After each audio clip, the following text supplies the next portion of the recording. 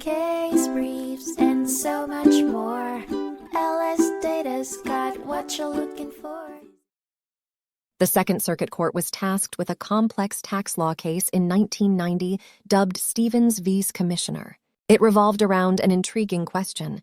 Can payments made as part of a criminal sentence be deducted as a loss from taxes if not reimbursed by insurance? The case was appealed by Jon and Susanne Stephens following a decision by the tax court, which found a deficiency in their 1984 federal income tax.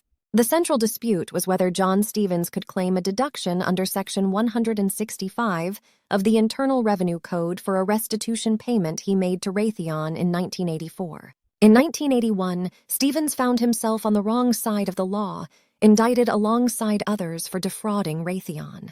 In 1982, charges of wire fraud, transportation of fraud proceeds, and a conspiracy led to a guilty verdict against him. The proposition of making restitution to Raytheon was endorsed by the prosecution, and with the sentencing judge's agreement, Stephens was consequently charged with such payments. The appeal pressed forward the question of whether the restitution payment made by Stephens could be deducted from his income tax returns. This tension set the stage for the fundamental question that the court had to answer. Do public policy restrictions disallow such deductions? The Second Circuit Court ruled that Section 162F's public policy exception was indeed applicable to Stephens's restitution payment.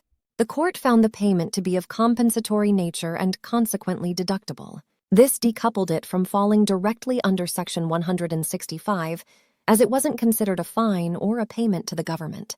Based on this interpretation, the tax court's original ruling was reversed, effectively providing a twist in the saga of Stephens v. Commissioner and necessitating further proceedings. Case briefs, and so much more. LSData's got what you're looking for. Visit lsd.law, elevate your mind. Leave the stress of class